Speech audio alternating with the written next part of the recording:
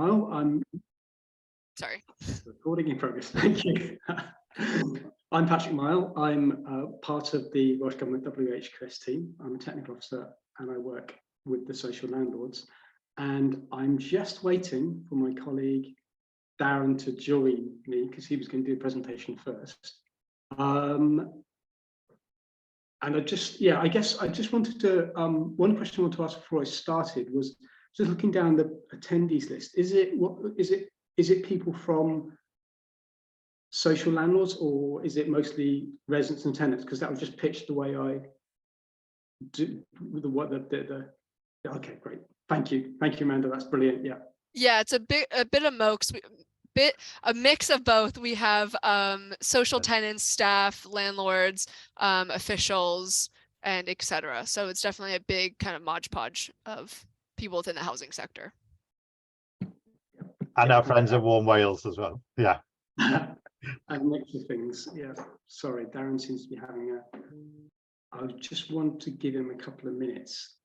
Otherwise, we'll be out of order, and then I can just jump to do my one if he can't get in.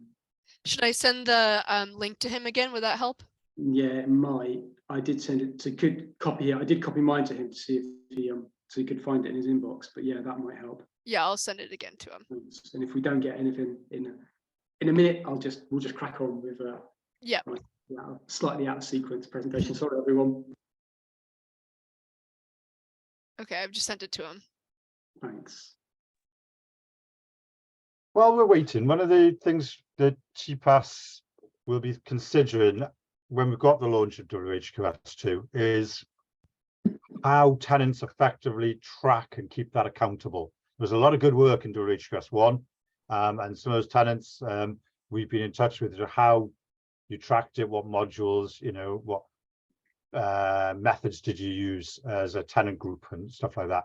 And I think WHQS2 is going to be more interesting. It's a fascinating subject, and I think that's one of the ones if tenants afterwards have got an experience of what worked and what didn't on WHQS1 in terms of tracking. Those of you, I know some of you been in tenant participation a long time. I'd be interested to hear from you. So just wanted to say that. Hi, Margaret.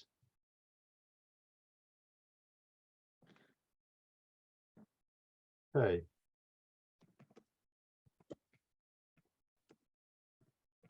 And the other thing also is that in terms of some of the things that have been discussed high level today, once the some information is more public, launch, things like that, we want to run some sessions on breaking down those parts, whether that's the net zero bath, water, but flooring. We want to run some further, have your say, and how these things will mean, what it means for tenants. Okay. Right, just having some quick chat with my colleague. Whilst he sorts out his tech problems, I will start my presentation. So there we go. And so now I'm going to go through my tech issues with shall I screen all that? Right, let's give it a go. I go there. Share. Ooh, from this time it's working a bit better. From the beginning. Looks good. Thank you. Right, we're all good. You can see presentation. I can't promise. I don't know how you described it, Hannah, as an exciting presentation. I can't promise that for sure, but I can on a brief presentation. So when I kind of thought about what I was going to do, because like the social landlord colleagues will know that we talk about WHQS a lot, but we don't talk to residents and tenants as much about this. So I thought, given that this was TPAS, I kind of aimed this presentation a bit more at residents and tenants, and a bit to try and what I wanted to do was talk about, because it's Net Zero Week, but in WHQS, our main focus is about the actual cost of fuel and energy to residents. And the thing about carbon emissions is reducing carbon emissions doesn't necessarily benefit individual residents. It doesn't really matter to the tenant Obviously, it might matter morally, but it doesn't matter to them and you know how warm the house is and their bank balance about whether the house is emitting carbon or not. So we often get asked that challenge about how do we even include decarbonisation in WHQS? And my answer is that really the relationship between cutting fuel bills and cutting carbon emissions are essentially the same issue, because they both require works to homes. They require new, innovative, different sorts of heating systems. So they are really, really closely related. So what I'm going to try and do today, and apologies to social landlord colleagues on the call, because this might seem a little bit simplistic. I'm just going to talk through different types of different technologies that landlords are installing now under the Optimised Retrofit Programme and to a certain extent under WHQS, and just explain what the benefits of them are, what the negative things about them are, and how we deal with that issue of, in very broad terms, about how we deal with that issue of kind of cutting fuel bills at the same time as decarbonising homes. And before I do that, I just want to touch on the phrase affordable warmth, because the last time I kind of presented some residents and tenants, I was brought up on that. And it isn't just it's a bit of a weird term, but it isn't a meaningless term. Its roots came from the first round of WHQS way back 20 or so years ago, and really it's kind of part of a full sentence, and it should read making homes kind of affordably warm is really what it should say. And in WHQS terms, what it tries to do is focus on the things that landlords can do to homes to try and support residents and tenants in being able to live affordably, with warm and affordably warm. So it's things like the kind of like the quality of the windows and the walls, the amount of insulation in the loft and on the walls, new technology that landlords are rolling out for tenants and residents. So yeah, it's maybe a slightly political term or a policy writer's term, but it does mean something. And then the second thing I was going to talk about was, in terms of reducing carbon emissions as a nation, I'm sure this has been gone through, blah, blah, blah. Net zero target is kind of like, that is legislated in Welsh law. Housing, heating and hot water are really significant. 15% of carbon emissions, 25% of the energy used in Wales is used in homes. So looking at housing in terms of these kind of issues is really important. And the UK and Wales's route to reducing carbon emissions is broadly using electricity. This is kind of an electrification thing. So that puts a challenge on how we heat our homes and how we provide hot water to our homes. I'm going to limit this conversation talking about heating, possibly because it's slightly easier than dealing with hot water, but I will touch on hot water in places. And I'll just get my notes to slide down. So I'm going to talk about heat pumps, I'm going to talk about hybrid heat pumps, and I'm going to talk about infrared heating. I don't want to talk for long, and I don't want to be too scared of getting into detail, but I don't want to bore you either. So I only got 4 or 5 slides, and I'll stop after each one. And I don't know if that's okay, Hannah, David, if I stop after each one and see if there's any feedback and whether people can say, get a move on. 100%. Yeah, okay, cool, great.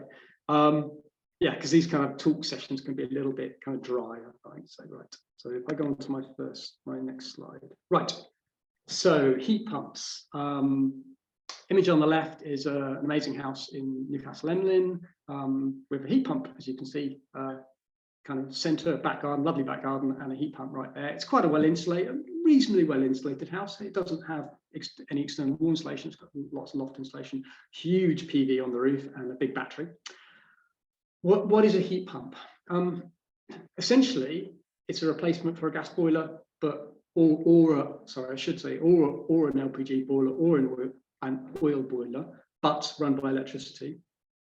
To install one, the house has to be reasonably efficient, but many social homes already are. And in my brain, what a heat pump does, it takes ambient heat out of the air, even if it's quite cold. It kind of takes low-grade energy and pumps it into the house. And because it's not actually using the fuel to create the heat directly, it means weirdly that you can get, this always seems, I can never quite get my head around this, but you can get 3 times the amount of heat energy out per unit of energy, electrical energy put in, which seems like magic making energy, but it really isn't. It's that the way it works, it pumps heat rather than making heat. It's a low carbon replacement for central heating. And probably thirdly and most controversial point I'm going to say, with energy storage and intelligent energy systems, heat pumps have the potential, they could be cheaper than current gas or oil or LPG. But I know that's not always the case. That's not always everyone's experienced these things. And this is because it's electrical, the controls can work with the grid and can work with things like battery systems and PV systems. So in principle, heat pumps can do clever things like if in the middle of winter there's going to be a big electrical demand between say 5 and 7 p.m, the heat pump can preheat the home, get it up to temperature, and then switch itself off for 2 hours. And in that period, the resident or tenant doesn't have to pay relatively high electricity bills. They are paying the bills at either the electricity rate at either side, or maybe even taking electricity from batteries and things like that. So it's got the potential to actually reduce people's bills. But there needs to be some clever controls around that to make that happen. There are some disadvantages with them. Typically, they run at lower temperatures than traditional heating systems. So we're used to gas-fired or oil-fired boilers being really, having very hot radiators. And heat pumps run at much lower temperatures, so up to 40 degrees C, and that's a different experience for people. And that firstly means often that one of the most expensive items in installing a heat pump is you have to change the radiators. And it also, I said I wasn't going to talk about hot water, but it can be more difficult to heat hot water with a heat pump because they're not as hot. So that can be an expensive challenge. And there's the image on the right on that slide is just that's an intelligent energy system control box from a house in Denbighshire, and it's in the loft, that one. So some of the controls, they sort of like, I guess another disadvantage is they can sometimes take space up outside of homes. Is the one you can hardly say that installation is kind of discreet in that person's back garden, but it is, and they do, but beyond that, the tech is kind of like internally, there isn't really much difference between having in terms of the amount of space taken up. So as promised, I'm gonna pause for a moment, and if anyone's got any, we can either, if you've got questions, we can wait to the end, or if anyone's got anything they want to kind of say now, feel free. I'll just give it a mo.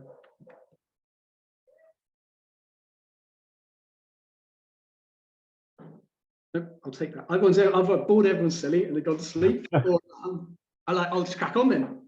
It's better for me to do it like all in one go. So, second of 3 technologies. Sorry about the dog. Hybrid heat pumps. Kind of similar to heat pumps in lots of ways. They are essentially a heat pump, as you can see from the picture. That's an image from the Bailey Glamorgan. But combined with a traditional heating system. So essentially either the gas or the LPG or the oil central heating is retained, or they might put a new system in alongside it. The advantages of a heat pump is that the home retains the advantages of the traditional system, so hot radiators and the capacity to heat hot water. But the smart controls can automatically switch between an electric heat pump and the traditional system automatically, such that things like it can reduce costs, so it can always use the cheapest fuel source.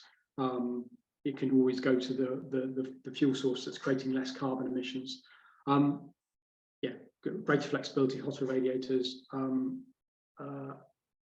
it solves the hot water issue.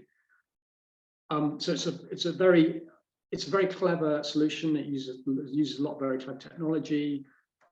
The challenges are around it. It's because they're essentially putting in 2 heating systems. It's expensive for the landlord, and it can be more expensive for the resident in the sense there's still 2 sets of standing charges to pay. So if you electrify your home, you get rid of any gas or any oil standing charge. and it's technically complex, so there might be more chance of things breaking down for both the resident and the landlord, and a lot of kit. So you can see the picture there. That's a picture from someone's outhouse in the Vale of all of the pipe work and the wiring that's associated with having a hybrid system. So it can be pretty complicated. And the graph that I just kind of dropped in at bottom left when I was just putting this together is an interesting thing. I mean, it kind of applies to heat pumps and to hybrids, really. It's comparing, it's model costs, so using SAP. So maybe not the most accurate way of modeling it, but it just compares 2021 costs to 2022 costs for a typical home heated with the pure orange bar is a gas boiler and the blue and orange one is a hybrid. And what it shows is that in 21, that home was being heated with actually I think it was an oil boiler at £267 per annum, so kind of less than £50 a month for heating. But if the hybrid would have been £390 a month, because it's kind of had a lot of electrical costs in there. So though there was a big saving in decarbonisation, a big saving in carbon emissions, the actual cost to the resident would have been £10 a month more. However, with the weirdness of the way the world is, in 2022, the kind of traditional boiler, the costs of the traditional boiler per month had really shot up, so they'd almost doubled.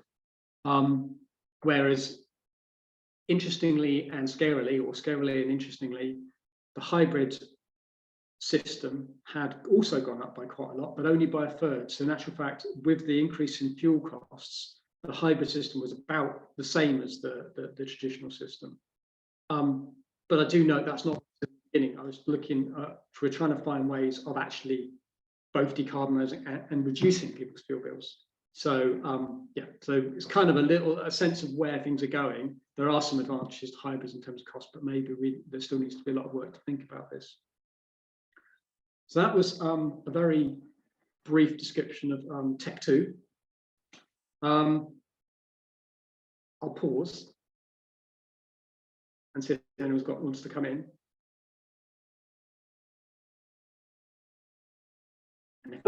Patrick, in terms of questions submitted so far, yeah, there are some comments people have asked around things like, what is Welsh Government doing about noise concerns from a lot of heat pumps and stalls?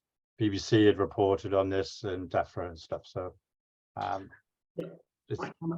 I can wait. Should I do that one now?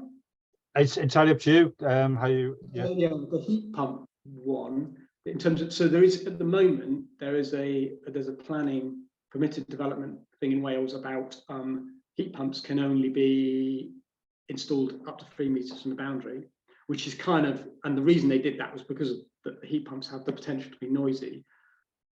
It's kind of a bit crude, I think, in most people's opinion. So there is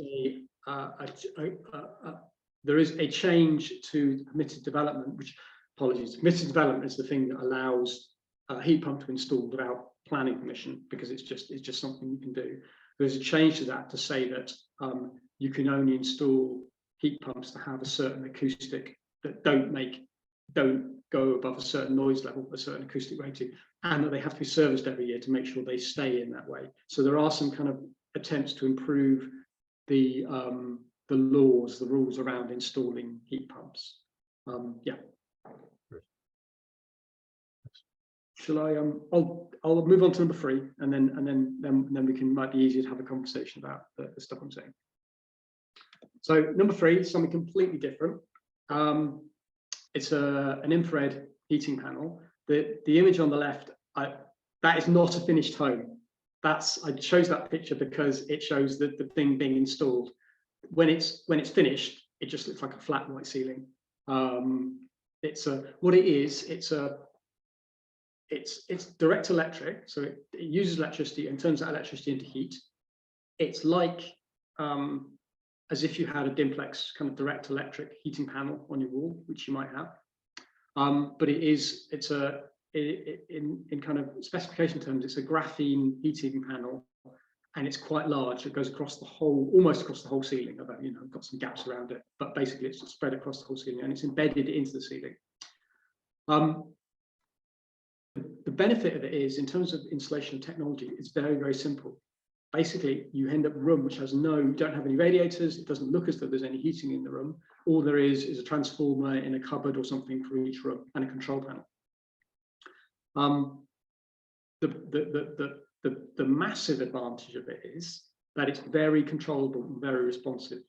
Because it's low temperature and it's direct heat, it responds in less than a minute and it heats the room up in 2 or 3 minutes, because it's actually just radiating the right level of heat at you.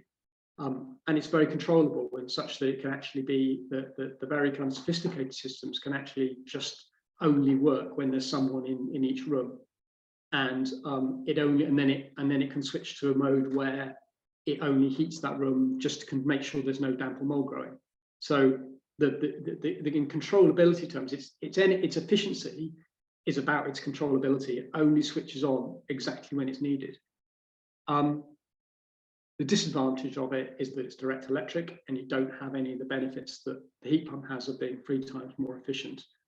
And I think from the research we've got so far is the cost of running it are looking slightly uncertain. When it was modelled in a lab in Swansea, the costs to keep a house to the right temperature for the whole winter were kind of similar to a gas boiler, basically, which is not kind of part of the kind of brief that I set myself to talk about. So I think, so when I say the costs are uncertain, I don't know, we do know what the costs are. It's uncertain about whether this will actually really reduce costs unless there's a good amount of controllability. I think of this as almost being like wearable tech. It's almost basically taking your heat bubble around with you. So I think it's really exciting, but a really different way of looking at the way we heat our homes and what technology does for us. So just gonna my last slide. So summary, all of these technologies, they're all electrically driven. So they all kind of, in theory, they decarbonize, but they still need a lot of, I guess the emphasis is they still need a lot of care. The installation still needs a lot of care around costs. Heat pumps are the most typical installation, proven technology, but does change the costs to resident tenants. Hybrids deals with a cost issue, but is more expensive to the landlord. And infrared, I said, very controllable, but it's uncertain costs compared to heat pumps. So that's my presentation. Thank you for listening to me. I'm gonna stop sharing and see what questions there are. Yeah, it looks like there's a few questions. I think the most recent one is someone asked, for infrared heating, you'll need a separate system for hot water. If you could address that.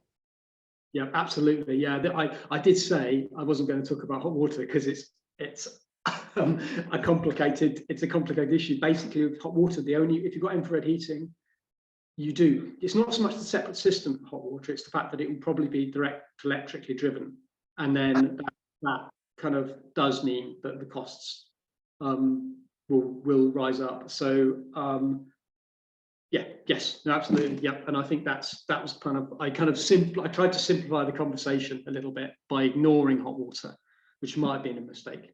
So. Any other questions, David?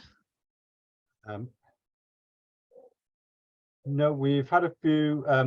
There's about when talking about heat pumps, are there any drawbacks for tenants in blocks of flats? Which. Yeah, no, I think that's a really good question. You can't put individual heat pumps onto flats because you just don't end up with a wall of heat pumps. You'd have to have one kind of, the only way of doing that is to almost have like a district heating system for the flat and then have one big heat pump outside, which gets very expensive. I think that flats may typically use things like the third solution. If the flats are easier to insulate, easier to make so. And tend to be smaller than houses. So that actually, the infrared solution, to my mind, is a really good solution for flats. But yeah, I think that the individual heat pumps don't work for flats. Heat pumps, I think, is a very good technology for houses. And there's other solutions that developing out there, Patrick. I mean, we recently saw a demonstration of ORP funded Sol Share at Wales and West, which really interests me. I'm hoping we can put a video live tomorrow on that subject. Yeah. Mm-hmm. Right, what else? People have been asking about ground source heat pumps. You've mentioned air source heat pumps or hybrid. Is that a consideration in retrofit? I think the challenge with ground source heat pumps, I mean, is that it requires, so they work really well on new build where you're doing lots of groundworks anyway. I think that there are schemes in Wales that have ground source heat pumps at the moment.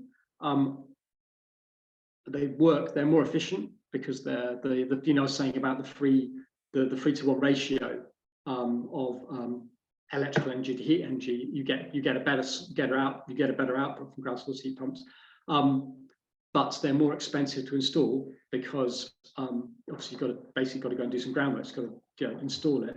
I think they work well on blocks of flats because you then end up with basically one big heat pump, and then you kind of share that heat out across the flats in the kind of district heating, a local district heating scheme, something like that.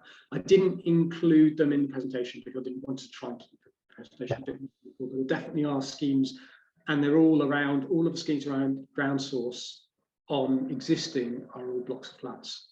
New build houses have them, but not blocks, not existing houses. Okay.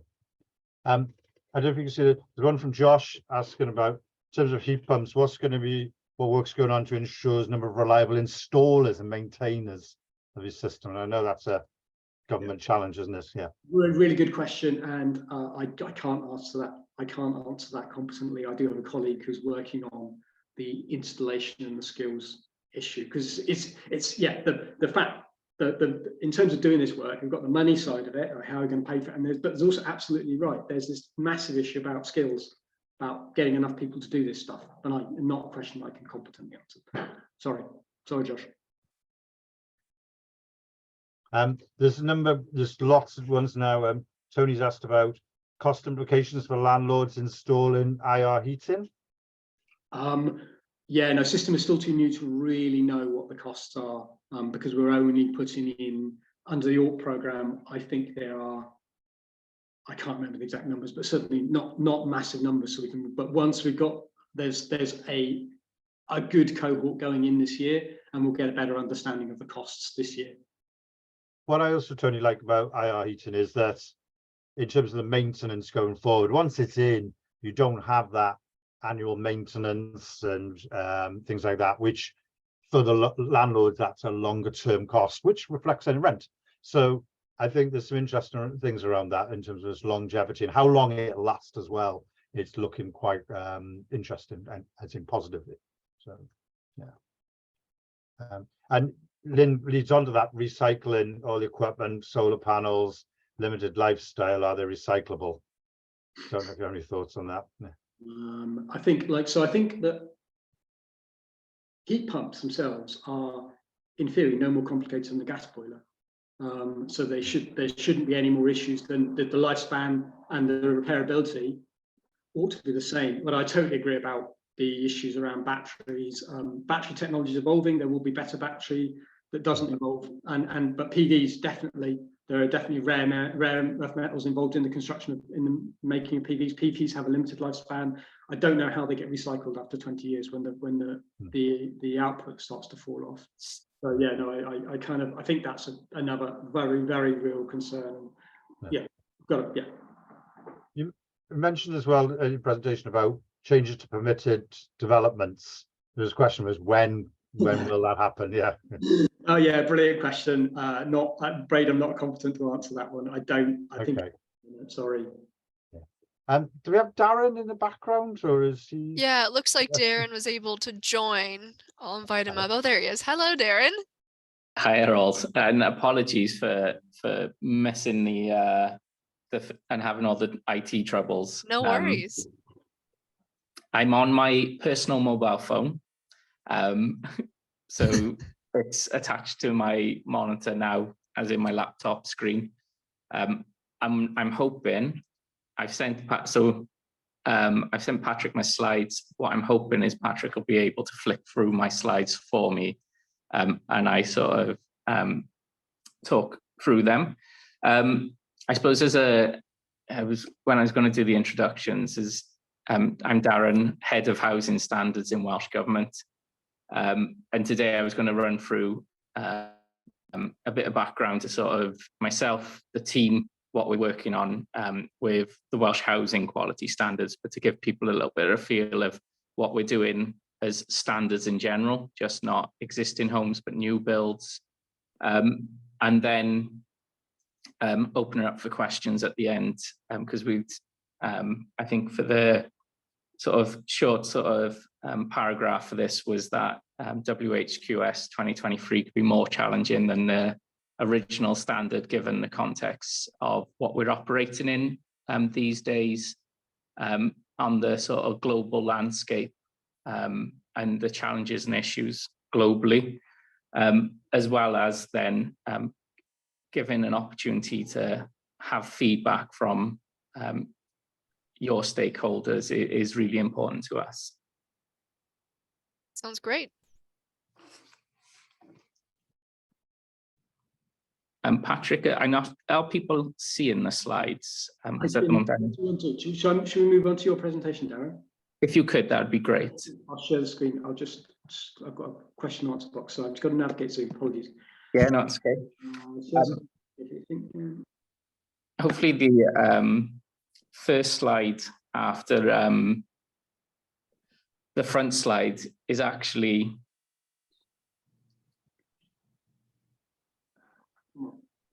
there we go. Yeah, no, I've got that same problem again. From the beginning. Yeah. Yep, that looks good. So yeah, I've sort of done hello, who I am. In terms of the second slide then, and what I wanted to get out of the images on the second slide, if you could move on, Patrick, that'd be great, is in a net zero approach and how we approach net zero going forward. It's a real interesting challenge delivering on net zero. There isn't currently a legal definition in the UK of what net zero means, but I think it's interesting to learn from the past. And as everyone is aware, single-use plastic bags are bad, and supermarkets are going to biodegradable bags or paper bags, etc. And I just thought it's interesting learning from the history of the past that plastic bags were originally brought in to replace paper bags, which people felt were bad for the environment because it was cutting down trees needlessly for a single-use purpose, which was the paper bag back in the day. And actually plastic bags were introduced as a way of combating that. And if you can see on the left there, in terms of the ergonomics of it, easier to carry, softer handles, stronger than paper, multiple uses. I thought it was quite interesting seeing that you could put your knitting in there. It shows the time when plastic bags were introduced, and being moisture proof, etc., and all the pros of a plastic bag, and where we've gone to today around moving across to the plastic bag being manufactured so it's so thin that it can be barely seen as a single-use bag these days. And in terms of supermarkets then introducing biodegradable bags or bags for life, etc. And it's interesting that initial intervention a number of years ago was done for environmental reasons or for the good of the environment. And over the years, we've lost the sort of processes and gone down how we can manufacture something as cheap as possible and retain its main purpose. And somewhere along the lines, we got lost. And interestingly, I suppose the presentation today is around understanding how we can work in housing, learning the lessons from the past, but doing it in a way that we don't lose sight of what the end goals are. And And in housing, that's clearly around everyone having a right to safe and secure housing that's in a decent state of repair, and that people can thrive in their homes. So a bit of background about myself. I grew up in Ely and Cardiff. Obviously, Ely's been in the news recently for the wrong reasons. I grew up in an area with a lot of social housing, and I've still got family who live in social housing within Ely. In terms of, I've got my parents still live there, my brother and my sister still live in the area. My background, I've got a degree in statistics. The full title is Operational Research and Statistical Maths, but by and large, I'm comfortable with dealing with large amounts of data and putting that in a way that people can easily understand. I've worked either for Welsh Government or done work on behalf of Welsh Government since 2004. In that space, I've covered Welsh Housing Quality Standard as early as 2007, I believe, was the first time I come across the Welsh Housing Quality Standard. Specifically within housing, I've worked in Welsh Government for 5 years in the housing department on something called the Innovative Housing Programme, which was a new build programme to test and learn how we can meet the challenges of the future with housing. It's fair to say, in terms of some of the premise around this, is yes, housing's a priority for Welsh Government. And amongst the other priorities as well is how we decarbonise. And I know sort of Patrick, although it's been slightly out of order, Patrick's covered affordable warmth and decarbonisation in greater detail already. Patrick, can I go to the next slide, please? So as I said, I head up the housing standards team. We as a team have responsibilities for the new build social housing, which is the Welsh design quality requirement. And it was the most recent version of that was WDQR 2021. Also responsible for the standards for existing social homes and what we'll talk about today, which is the Welsh Housing Quality Standard. And version 2 of that, which is this year, 2023. I've put in brackets all the acronyms that we operate in, and I think housing's really bad at doing that. But it's WHQS 2023. Our team also writes the standards for a program which was Transitional Accommodation Capital Program, where there's currently lots of new stuff being built around Wales, which is a post-COVID recovery, and as well as factoring in accepting sort of refugees from countries that are at war. So there are refugees currently from Afghanistan, Syria, Ukraine, lots of places. Currently in Wales, we have, I think, about 10,000 people in temporary accommodation, and there is a programme there to rapidly build new housing. And we've written the standards for what that standard is around transitional accommodation. My team's also delivering on a project called Delivering Net Zero Homes with 17 social landlords across Wales. And they are working on a project which is delivering new homes to a higher standard than WDQR 2021, which is the new build standard. And in addition, I chair a steering group for the delivery of a net zero carbon hub, which is a virtual online tool which will help social landlords in Wales decarbonise both new and existing homes. And it becomes a repository of a sort of centre for excellence of work that's been covered in the last couple of years. And unfortunately, my slides probably need a few more images, but the image there is of a new build scheme delivered by Clwyd Allen up in North Wales. Those houses are modular houses. They don't look modular. that some people perceive as being modular houses, but they are flat pack panel houses that get delivered on the backs of lorries and assembled on site. And in terms of the innovation around that one is the modules are actually built at HMP Berwyn, which is the Wrexham Super Prison. Those houses are built by inmates as part of a rehabilitation and retraining facility and workshop that's set up in the prison to help with reducing reoffending rates, where offenders are taught skills and offered employment at the end of their sentence. So that's a real sort of success story of how we can think of things differently and do things much better in the future. Next slide, Patrick.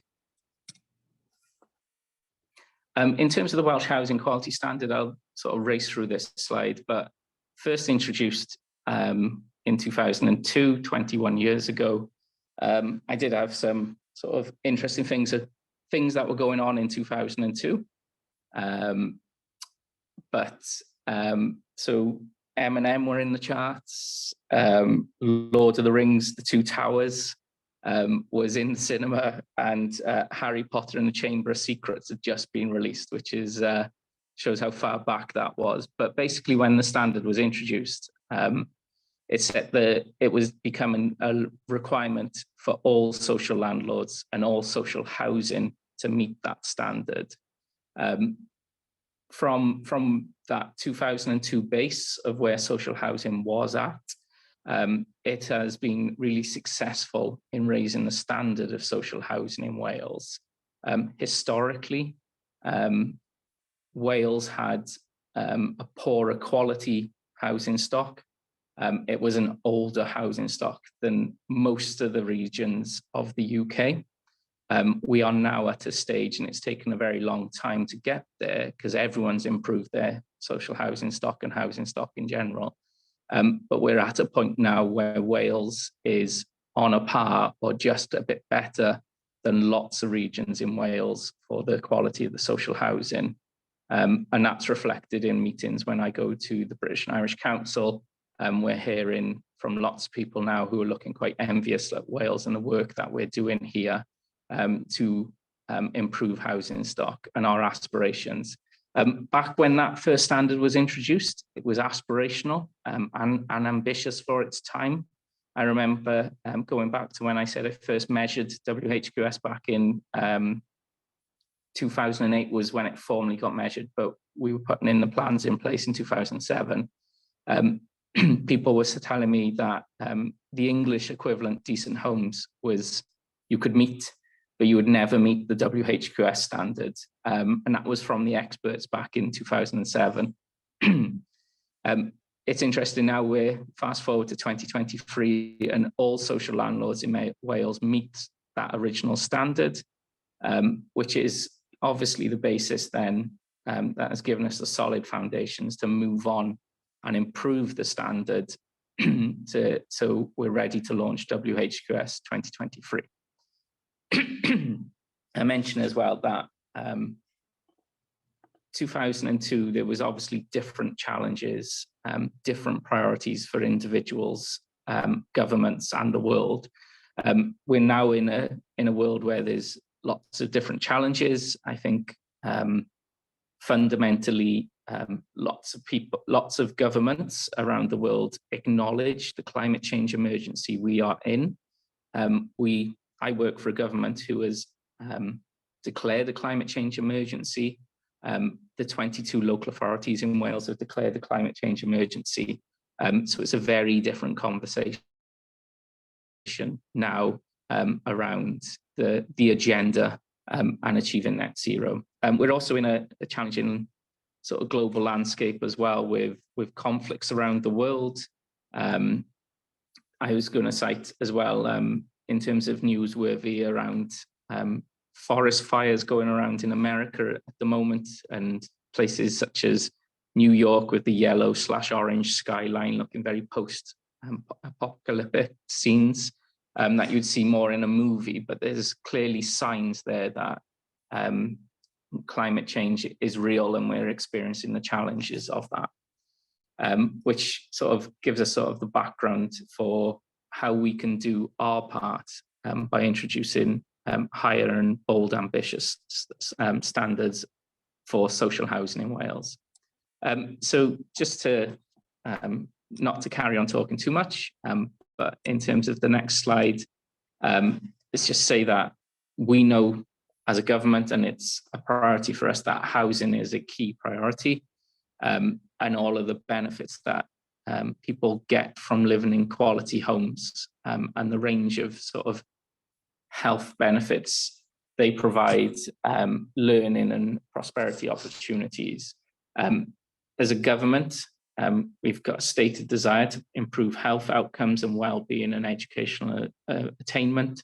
And every sort of policy that we make is linked to the Wellbeing and Future Generations Act, and how we see housing as a key way of alleviating poverty as well as reducing carbon emissions, which comes down to the affordable warmth and decarbonisation elements in the standard. As well as that, now, as someone with a stats background who and social research, the tenant's voice is so powerful, and it's key for us that for everything we do, we put tenants at the heart of the decision making and the processes in how we get WHQS implemented. So as part of the standard, social landlords need to engage with tenants to shape how they will meet the standard and to take feedback and lessons learned from the past from other tenants' lived experiences around sort of how past interventions, maintenance and retrofit work has been done, and how we can improve homes efficiently and effectively to both maintain them, upgrade them and decarbonise them in the future. So next slide, just to give people a flavour. The standard includes 42 elements. There's things around the house being in a good state of repair, as in structurally stable, free from damp. It's around being safe and secure, so people's safeties whilst in the house. So if you've got a staircase, you've got stable balustrade for going up and down the stairs, that it's secure, that you've got functioning windows and doors. So those kind of physical barriers. Patrick would have already covered the affordable warmth and minimizing environmental impact in his presentation. Some things which are rolled over from the old standard around up-to-date kitchens and bathrooms.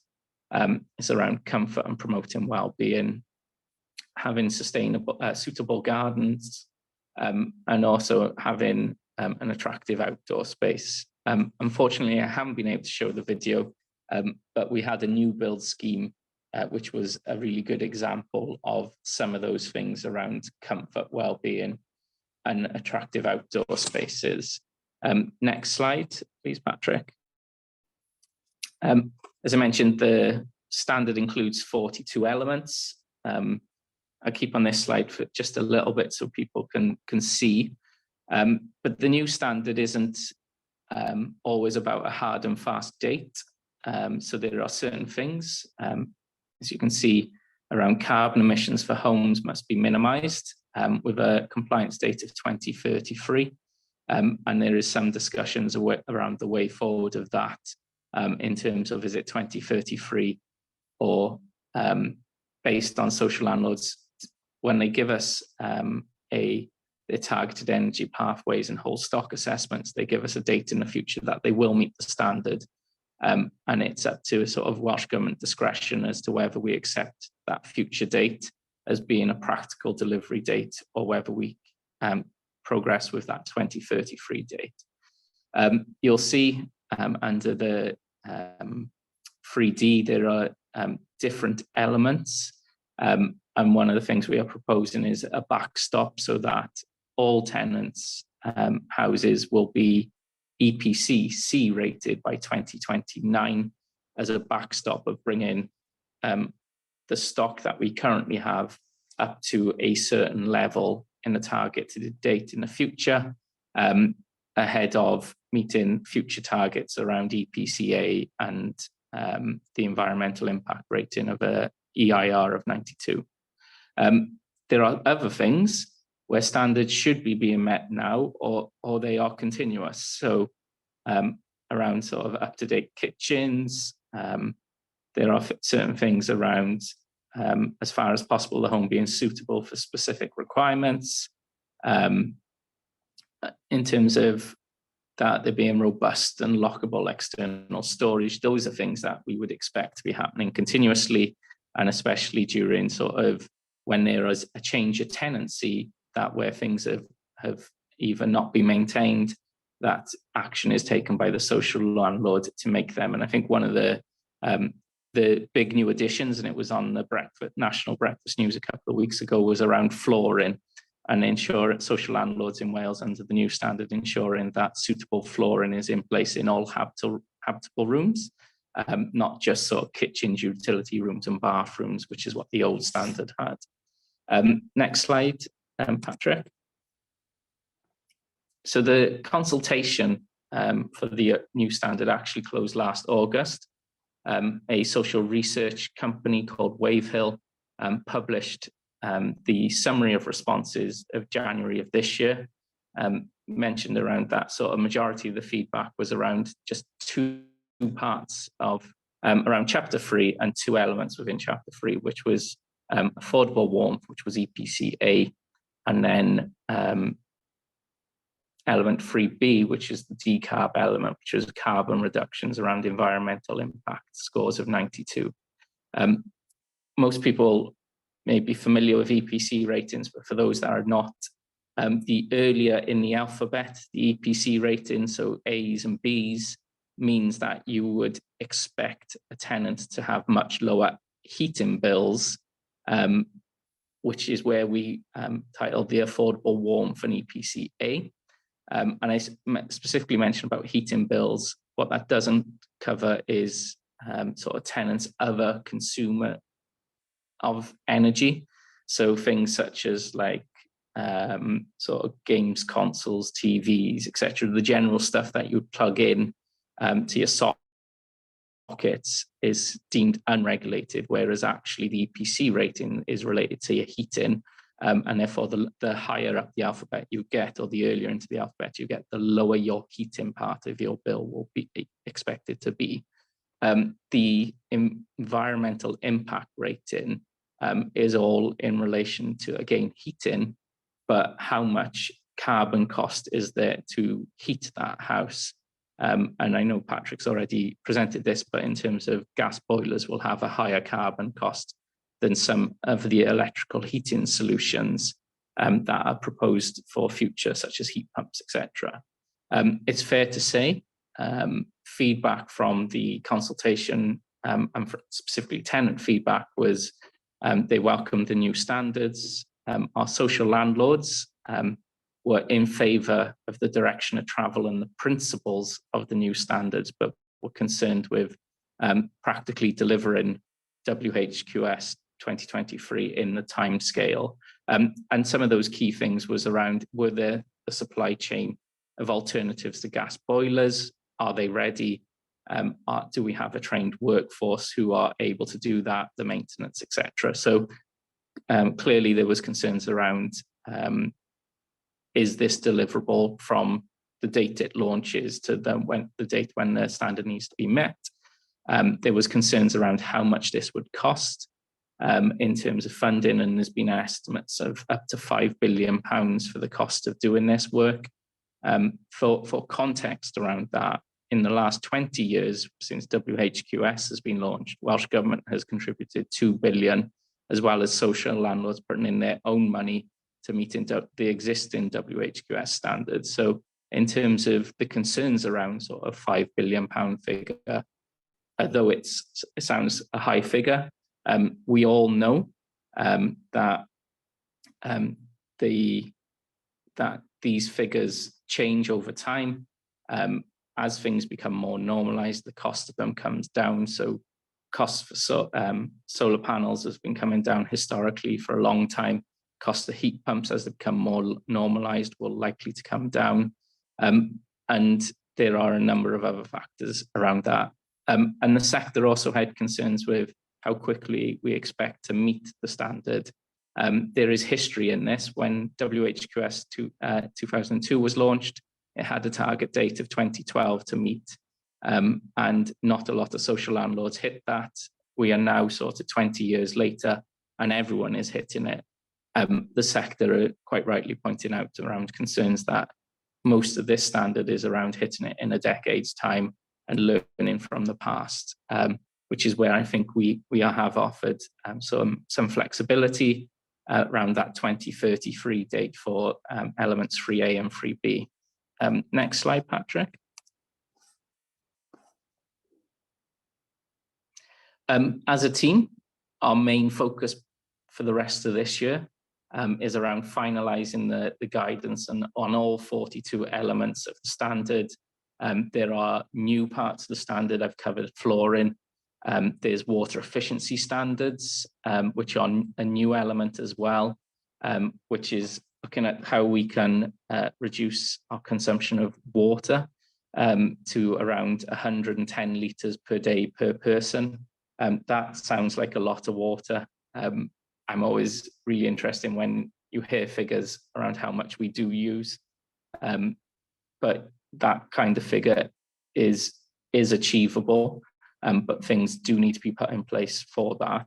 And in terms of practicability of it, some of these things already happen as normal in terms of having sort of two different flush buttons on your toilet, etc., which is quite normalized now, maybe wasn't in the past. And then other standards, and I've just cited sort of noise nuisance reductions as well, and everyone should have an expectation that their house should offer a physical barrier between them and their neighbours and the outside environment in terms of people's well-being reasons. And again, unfortunately, the video I was showing was covering some of these areas as well as launching the standard, which is likely to be in autumn time. We've still got lots of sector-wide engagement, presenting at Taipower conference in a few weeks' time. We also have our own workshops, which tenants are we're more than happy to have TPAS or TPAS representatives and stakeholder groups in attendance to our workshops to give us additional feedback as we finalise the guidance. And we've got events on the 13th, 19th and 25th of July. We will go out with a formal response to that consultation that closed last August ahead of this summer. We also have, and Patrick's heavily involved in the targeted energy pathway pilots with some social landlords, which are reporting in August of this year. And then the thing that's penciled in at the moment is the new standard launched in autumn. And I know TPAS have offered us a date to launch in autumn, which I can definitely see the benefits of. What I haven't had from senior management yet is a confirmation that we would launch in sort of November at the TPAS annual tenant conference, or whether we launch earlier than that. That's still up in the air. And then final slide from me, if Patrick can go to that, and linking this back to tenants. The reason why standards are important is both intended and unintended consequences of writing these standards. And obviously, our intent is to make sure that our standards are there so that people can thrive in their homes. They have not only safe and secure homes, which was sort of the emphasis of the last standard, but I would go as far as say safe, suitable, secure and sustainable homes for the future is our key. We are on our new build standard. People are required to build new build houses which are EPC-A rated with non-fossil fuel heating and hot water systems. The introduction of this new standard for existing homes is to bring all existing social homes up to the same standard as new build that we're suggesting needs to happen now. And this report by Cardiff University linked to the Innovative Housing Programme is tenant feedback from new build homes. And hopefully I've talked for long enough that people have had a chance to scan read some of these. But these are participants who have, tenants who participate in some research, and these findings were collected over the last sort of 18 months when energy prices have shot up for all of us, where we've all been more concerned around the cost of living crisis and what it means for us and how we have to change to lower our bills. And it's really interesting to see some of the feedback here. There are comments about people living in healthier homes, and they can see those health benefits from living in those homes. There are other people who are no longer worried about winter and how they can afford to heat their homes. And to give people sort of examples, pre-energy prices going up, some of these new build homes were actually earning a tenant an income because they were generating more energy than they used, and therefore the energy company was paying them. Unfortunately, with the changes in energy prices, some of those tenants now are experiencing bills that are around £40 to £50 a month, which back in the day was maybe not too much of a saving off a general bill. But now when tenants are experiencing 100, 150, £200 a month energy bills, I think we'd all really like a £40 or £50 energy bill. But it's how things have moved on in the last 18 months with energy prices, that those tenants previously were experiencing no bill in effect and are now experiencing bills in the region of £40 to £50. But I think it comes back to, and I know I sort of opened saying my background is stats and research, I really do think being able to evaluate and see how things have moved and progressed and getting the tenants' feedback is really key to making sure that we make the right decisions as a government going forward on housing standards. And that's the end of my presentation. I don't know if in terms of questions. Yeah, thank you, Darren. Yeah, I think that we do have a few questions. I don't know if there's any that you pulled from David. First? Yeah, should I go first? There's one Lynn Rowlands has asked, and I know you and me, Darren, we've exchanged emails on this, which is around when it came to the original standards, who was checking those standards were met, or how they were reported on? Because I think as we go forward to WHQS 2, you know, that level of acceptable fails were quite big in the first version. And as we look at these new tougher, higher standards, will tenants know about it? You know, who's checking that these are acceptable fails? There's a lot of questions around that I think we never, from the tenant side of it, we were not really aware of. And I think it's something that we certainly want to do more on, educating tenants on the subject of this. Yeah, we've had discussions on this briefly. I've probably not given you firm answers, David, is probably the honest answer to that. It's one thing when we've introducing these new standards around acceptable fails. That isn't a terminology that we're going to use going forward.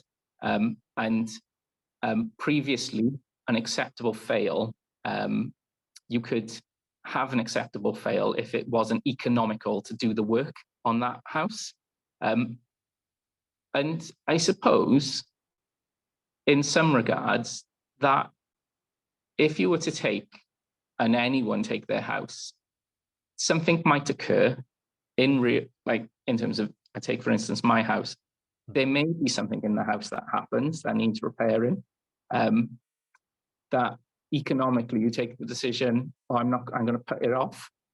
And I think a lot of that then went down as acceptable fails and didn't get revisited.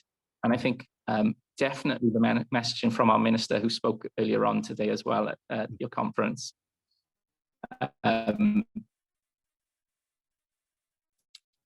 is, am I the only one losing Darren there a minute? Doesn't really watch. Darren, we've just lost you for a second. I don't know if you can hear me. If it was an acceptable fail, I'm probably saying a key point then, David. But what I was going to say, and I'll repeat on my career. I'm not sure you can cite that if that was 5 years ago. You should be able to put a plan in place over a course of a number of years that does make it economically viable to do these interventions. So the new standard does move away from acceptable fails. There are some reasons where maybe tenants refuse an intervention, but that doesn't mean that a house can't have the intervention between tenancies. So you would expect then, say you had tenant refusal as a reason, that for whatever reason, when that property becomes available for a new social housing tenant, that work couldn't be done in the interim between two tenancy changes. So I'm not sure in terms of acceptable fails, for various reasons, we are looking to sort of tighten that part up in the standard. There will be the reporting of the standard is still emphasis on social landlords, but that doesn't mean as a government we shouldn't be looking at how we can strengthen the tenant voice through organisations such as yourselves. And I think it's an ongoing discussion for Lynn, the original person in question. You know, that transparency, would you know when you were bidding in the housing register that that was a property that hadn't met the standard, things like that. There's a lot of things, Lynn, I can assure you that I'm on this. And I'll be having these discussions with Darren about them.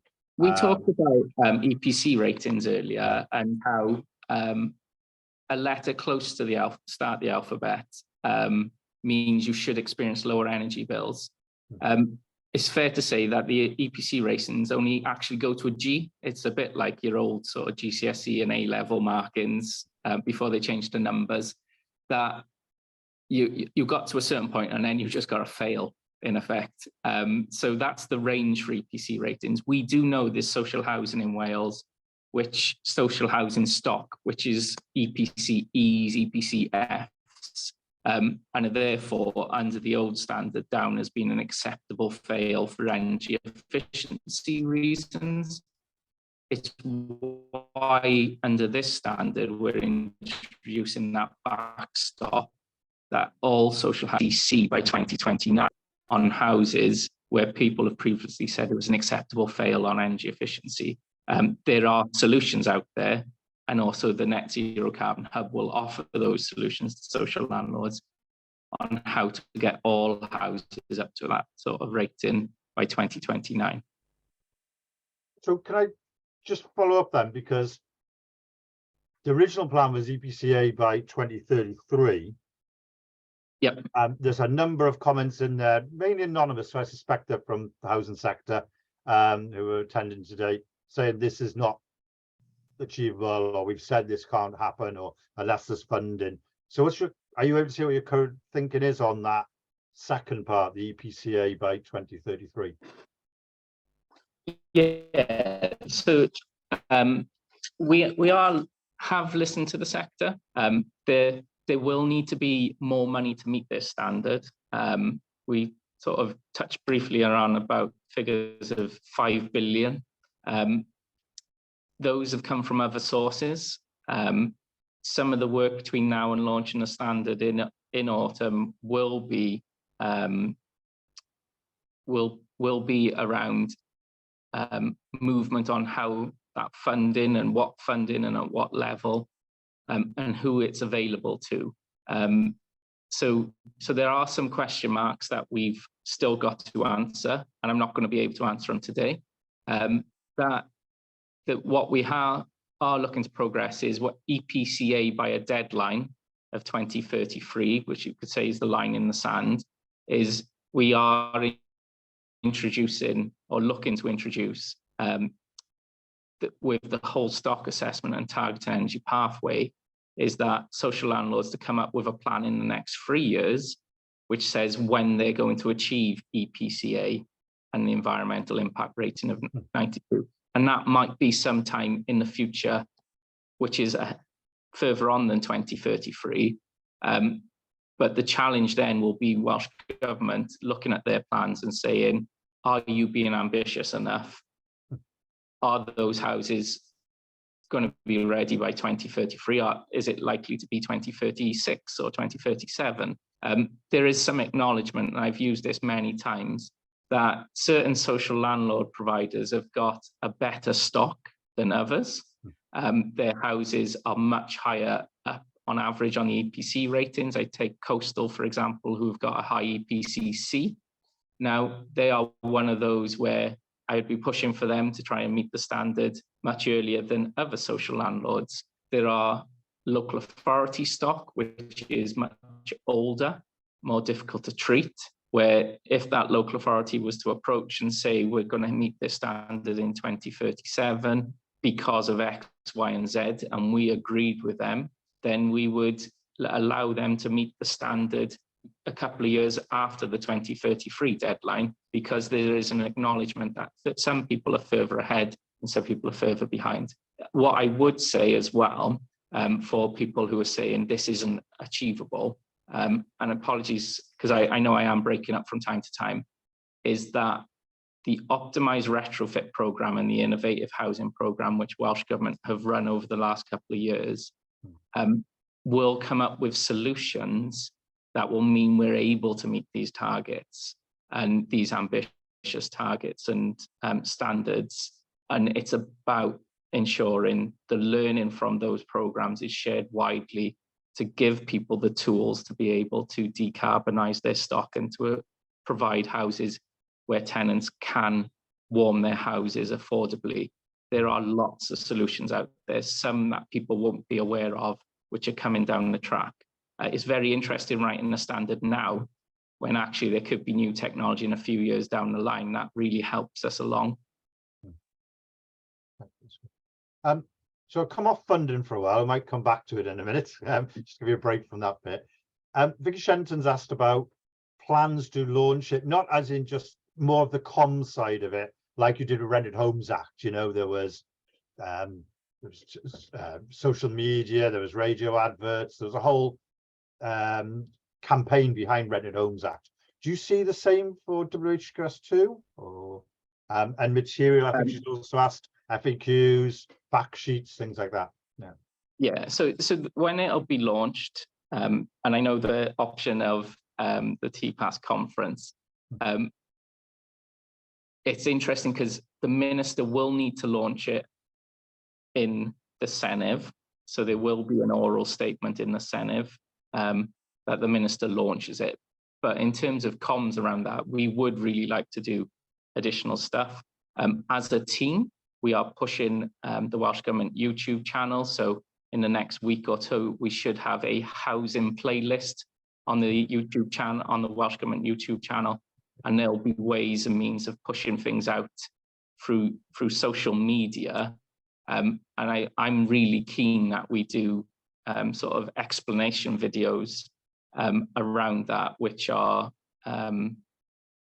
not sort of government jargon, but that are in plain English for people.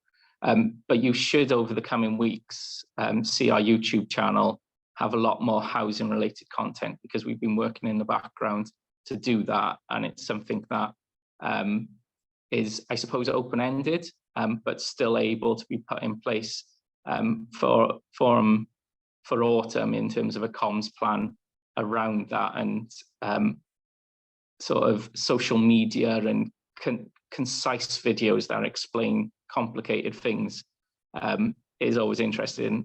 I was mindful of time because there's only sort of 12 minutes left, but it's a complicated standard. There's 42 elements of it, and each of them needs thought and the sort of data behind it and what's driving a requirement of those. I know we focused on only a couple of elements today, but there's huge areas that are key and important to tenants for different reasons, and drive different outcomes, whether that's sort of physical or mental well-being, being sort of mentioned by noise nuisance, etc.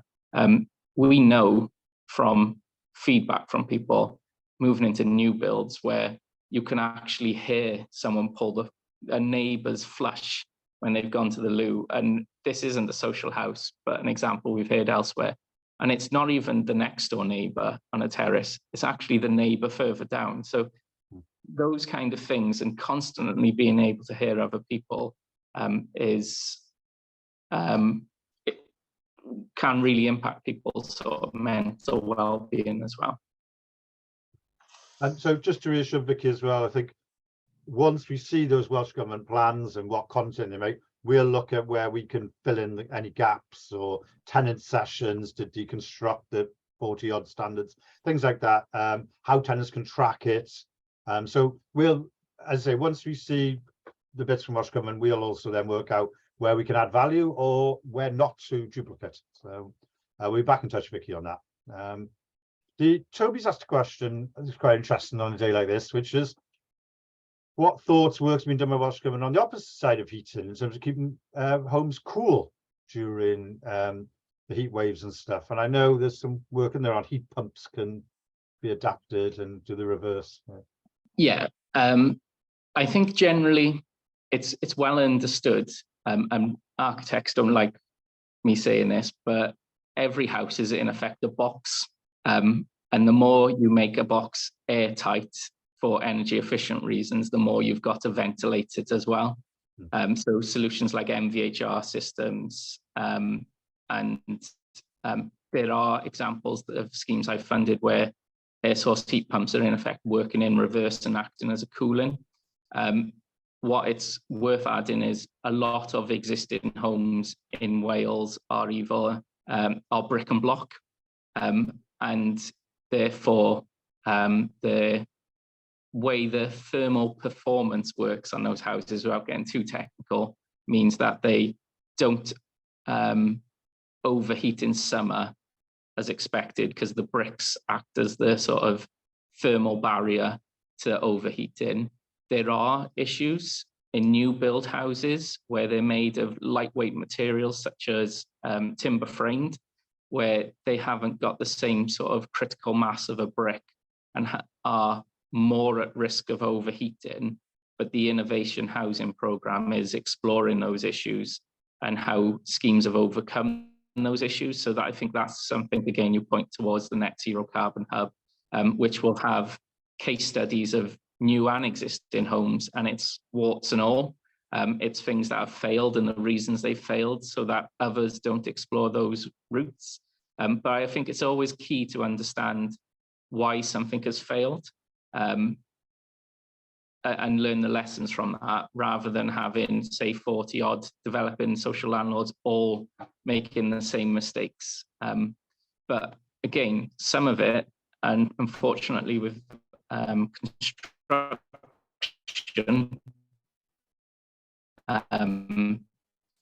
is people want to do construction is set up to do it the same way, and if we carry on doing things the same way, we'll get the same outcomes. And I think in a climate emergency, we've got to look at how we can change sort of construction on new build and decarbonisation on existing homes. But I think that overheating is more a new build situation rather than existing homes, because most of the stock in Wales will be brick and block. Yeah. As you say, I'm conscious of the time. There was a couple of questions around what about PRS, what about owner occupiers, the bigger scale. I'm conscious that it's almost a subject in its own right, isn't it, Darren, in terms of trying to tackle that today, but it's part of your thinking, I think, isn't it, going forward? Yeah. So the Affordable Housing Review in 2019 was, so as a government, we've got more levers for social housing than we do other sectors. But that doesn't mean our ambitions are not to decarbonise all housing in Wales, because that will be the challenge by 2050, is how we can do that with all of the housing stock. And it's interesting to reflect, but social housing has always led the way with higher standards, even if we go back as far as having indoor toilets. I remember one of my colleagues was saying her grandfather down in West Wales had money to be able to buy a house, but he wanted to stay on the council register in effect because he wanted an indoor toilet. And there's those kind of things that social housing has always led the way. and had higher standards than others. There are obviously UK legislation. So with the PRS, there's something called the MEES, the Minimum Energy Efficiency Scheme, which means that currently no social landlord should be able to rent out a house, which is, I believe, worse than an EPCE. And again, the more difficult one is owner-occupied side. So, but yes, the intention is that these standards pave the way for how this can be done to all housing, regardless of tenure. And just to reassure Tony, again, we're TPAS, we're on to that one monitor, especially the private rental sector standards. I think there's some standards developing, but they've got a hole in them for that exemption again. Like we talked about acceptable fails, the PRS ones, I have great concerns about the exemptions that you can easily get. And I think they're the sort of things we need to focus on, tightening up those standards and the exemptions for PRS. And so, no, we are on that. Just give reassurance, some of the questions there. Yeah, so that just the, I don't mean to, the hub will be a place that initially, when we launched that hub, and its intent was for accelerating the scale and pace of decarbonisation for both new and existing social homes in Wales. It isn't going to take us much more to open that up to all so that people can make informed choices around how they would do this for all tenures. And I keep coming back to sort of examples and my own personal thing. I haven't got a solar panel on my roof. I've got a gas boiler in my house.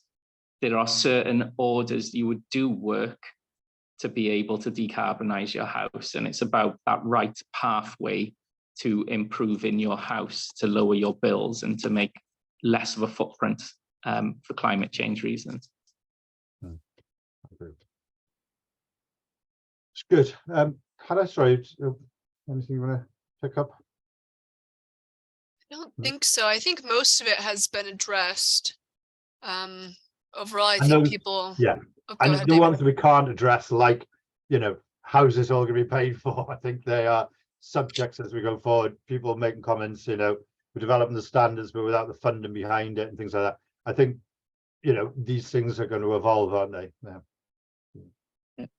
I apologise I wasn't on from the start. Again, and apologies from it being on my personal phone rather than on a screen and being able to share the video. But I'm more than happy to share the links to the videos I was going to show, if that could be shared with people afterwards. Yeah, I can send it out. Yeah, if you want to send it to me, I can send it to all the attendees so they can have that. Cheers, Hannah. Yeah. Perfect. Well, then with that being said, I wanted to thank Patrick and Darren for hopping on today with this session. It was really useful.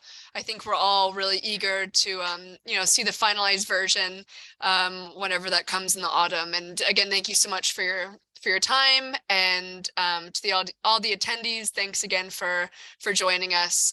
Just a reminder, tomorrow we'll be starting at 9:30 again. For a session with Chris from Sero on engaging tenants and customers in the product and process. So I look forward to seeing everybody there. Thanks so much, everybody. Thank you, everybody.